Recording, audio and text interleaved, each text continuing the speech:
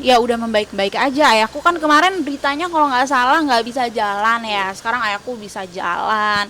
Ya seperti orang tua pada umumnya lah gitu. Cuma memang kan semakin lama usianya semakin menua ya. Jadi rentan juga terkena penyakit seperti itu.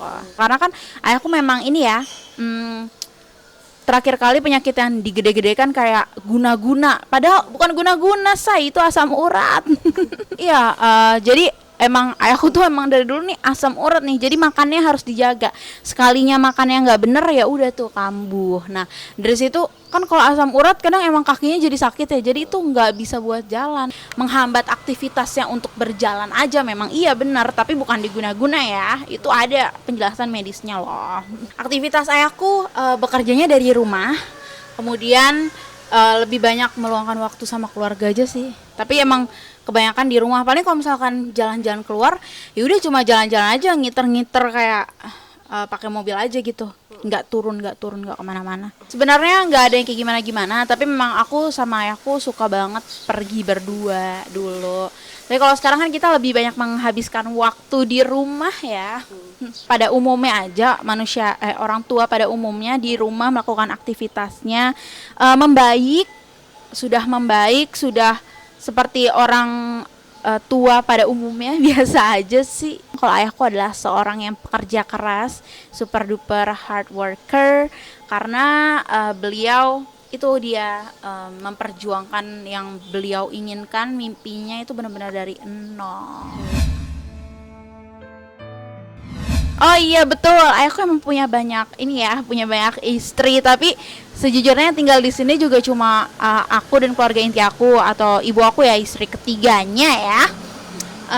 Sebenarnya nggak apa-apa sih, nggak masalah, karena kalau misalkan dibilang dari berbagai provinsi, pas aku klarifikasi ke ayahku lagi katanya itu kan dulu. Oh dulu. Aku di depan-depan sih biasa-biasa aja ya, tapi kalau di belakang aku nggak tahu.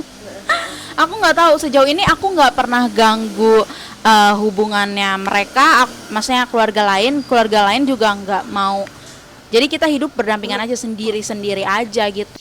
Jujur senang banget karena kan sebenarnya hijrah ini merupakan sebuah proses ya, bukan itik-itik tiba-tiba boom kayak gitu kan. Jadi sering berjalannya waktu aku senang, terus bersyukur, dan juga ikut mendoakan supaya nantinya istiqomah. Mungkin bisa ditanya aja ya sama ayahku, tapi kalau setahu aku, kalau dari POV aku ya, itu tuh memang bertahap. Jadi ayahku tiba-tiba nggak tiba-tiba sih, bertahap. Pokoknya suatu saat ada seorang guru ayahku yang dulu datang dari pesantren kalau nggak salah, seorang kiai datang.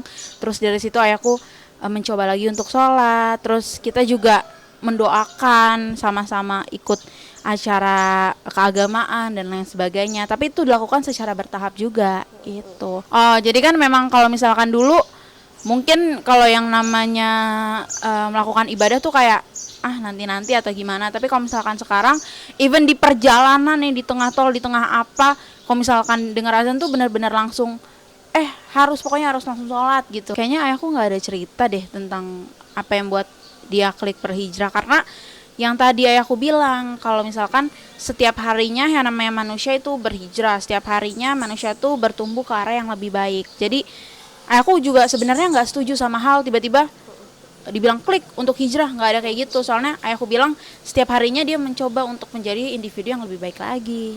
Apa kayak di gua gitu. Iya, yang seperti itu sudah nggak pernah aku lihat lagi sih. Mungkin hal-hal spiritual yang beliau lakuin yang hubungannya sama paranormal sepertinya aku udah nggak pernah melihat lagi gitu. Berapa tahun tuh Kak udah nggak melakukan seperti itu lagi, atau setelah hijrah atau seperti apa? Udah lama sih, dari tahun 2018 ya seingat aku. 2018 tuh maksudnya kita udah benar-benar sering mengikuti acara-acara keagamaan seperti itu. Terus juga udah mulai yang namanya sholat berjamaah bareng-bareng gitu. Nih ayahku tuh selalu nggak pernah ya yang namanya ngelarang kita untuk ngelakuin sesuatu. Jadi kalau misalkan emang kita punya mimpi atau punya sesuatu yang mau dikejar, ayahku tuh selalu bilang, coba deh lakuin apa yang emang buat kamu nyaman. Kalau misalkan mau sesuatu, cari dulu apakah itu sesuai dengan kebutuhan kamu ataukah itu cuma untuk menyenangkan orang lain. Nah, ayahku selalu bilang kalau misalkan mau menggapai sebuah mimpi itu ya udah usaha sendiri. Nggak perlu ada campur tangan dari ayahku. Soalnya suka banyak Kak pertanyaan nih. Suka banyak pertanyaan yang bilang, "Kamu kan anaknya paranormal, kenapa nggak dikasih? Kenapa kan punya privilege ya untuk minta ini langsung diturutin?" Nggak ada kayak gitu. Aku pokoknya ayahku selalu ngajarin aku untuk selalu berjuang gitu. Jadi di sini adalah pintu utama dari Istana Wong Sinting atau rumahnya Ki Joko Bodo ya. Nah, bisa dilihat di atas sini ada ornamen-ornamen. Nih identitas rumah kita dan juga itu pintu utamanya. Yang mana ada prasasti di sini. Prasasti di sini seperti aku ya namanya.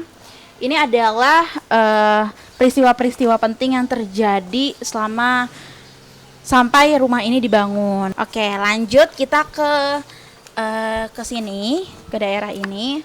Nah, di sini tuh Ini lukisan-lukisan reliefnya. relief ini adalah relief perjalanan hidup ayahku. Jadi kalau misalkan mau tahu perjalanan hidup ayahku seperti apa, bisa dong dilihat dari sini karena ini sejak awal ayahku lahir sampai itu juga tuh yang bawa gitar itu ayahku menjadi pengamen. Terus itu juga menikah sampai pokoknya ini semua perjalanan hidup ayahku deh gitu ya. Jadi ini biasanya ayahku tuh nerima tamu di sini. Ayo kita naik. Ini katanya pohon beringin yang nggak pernah ditebang nih Kak sama ayah. Bener nggak sih Kak? Oh iya, jadi emang pohon beringin ini kan nggak pernah ditebang, tapi sebenarnya ada penebangan selama 5 tahun sekali di rumahku. Lihat nih, baru banget ditebang loh. Nih, baru banget ditebang. Nah, kita lanjut ya ke tempat penerimaan tamu nih. Nih, biasanya tamu-tamu itu yang tamunya ayahku tuh masuk duduk di sini-sini gitu. Kan tempatnya enak ya, sejuk. Jadi kalau misalkan di rumahku tuh jarang banget aktivitas yang berhubungan sama orang luar itu di dalam rumah. Bahkan di dalam rumah tuh isinya cuma buat keluarga-keluarga aja karena privacy ya. Tapi kita menjamu tamu biasanya di luar.